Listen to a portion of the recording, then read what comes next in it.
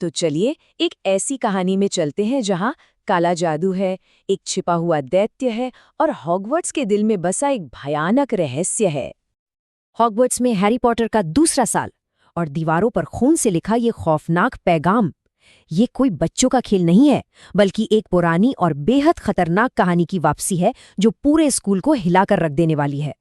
तो आखिर हॉगवर्ट्स के उस छिपे हुए तहखाने में कौन सा दैत्य है? ये सवाल तब हर किसी के दिमाग में घूमने लगता है जब स्कूल के केयरटेकर की बिल्ली अचानक पत्थर की बन जाती है और यहीं से शुरू होती है जवाबों की एक बेचैन कर देने वाली खोज। वैसे ये सब शुरू होता है एक अजीब सी चेतावनी से। एक हाउस एल्फ है, डॉबी, जो किसी भी कीमत पर हैरी को बचाने के लिए उसे हॉगवर्ट्स जाने से रोकना चाहता है।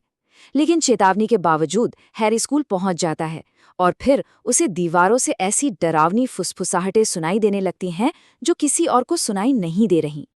जैसे जैसे और मगल बॉर्न स्टूडेंट्स, यानी वो जिनका कोई जादुई खानदान नहीं है, एक एक करके पत्थर बनते जाते हैं, पूरे स्कूल पर डर का साया मंडराने लगता है। अब हर कोई जानना चाहता है कि स्लाइदरिन का वारिस आखिर है कौन। और फिर कहानी में एक मोड़ आता है। पता चलता है कि हैरी एक पार्सल माउथ है, मतलब वो सांपों से बात कर सकता है।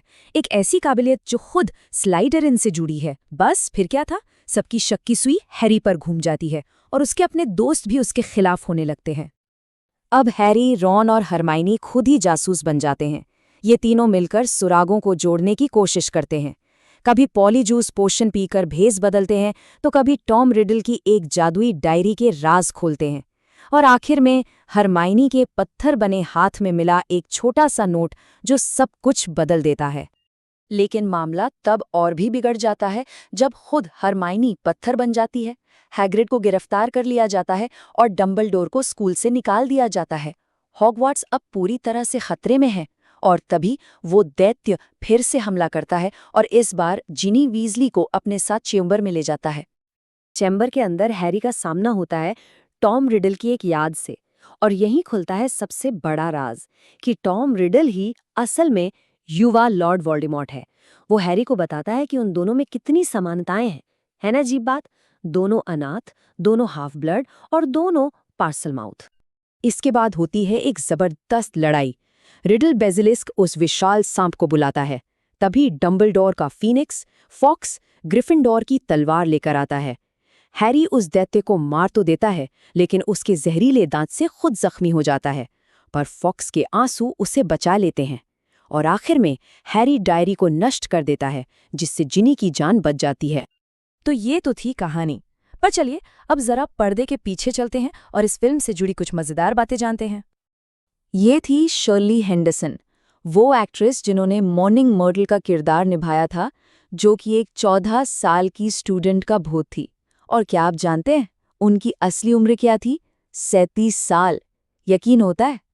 ये लाइन तो याद ही होगी जब ड्रेको मैल्फॉय भेस बदले हुए हैरी से कहता है, मुझे नहीं पता था कि तुम पढ़ भी सकते हो। मजे की बात यह है कि एक्टर टॉम फेल्टन अपना असली डायलॉग भूल गए थे और उन्होंने ये लाइन वहीं के वहीं बना दी थी। और वॉम्पिंग विलो वाला वो कमाल का सीन, उसे शूट करने के लिए जानते हैं कितनी फोर्ड एंग्लिया कारें तोड़ी गईं? 1, 2, 5 नहीं, पूरी 14 कारें।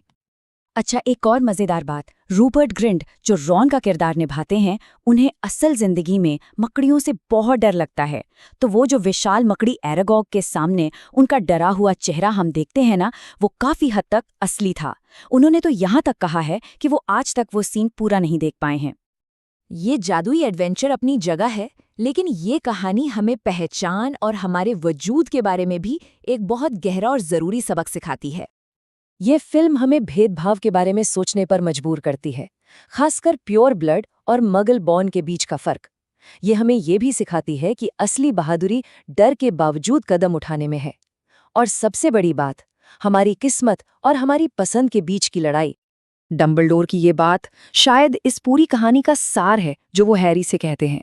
वो उसे भरोसा दिलाते हैं कि वोल्डेमॉर्ट से मिलती जुलती काबिलियत होने से उसकी किस्मत तय नहीं होती, क्योंकि जैसा वो कहते हैं, ये हमारी पसंद है हैरी, जो बताती है कि हम असल में क्या हैं, हमारी काबिलियत से कहीं ज्यादा।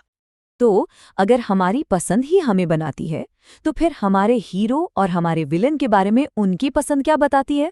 ये एक ऐसा सवाल है जो पूरी हैरी पॉटर सीरीज में गूंजता रहता है और हमें याद दिलाता है कि किसी को उसकी पैदाइशी काबिलियत से नहीं बल्कि उसके कर्मों से परखना चाहिए।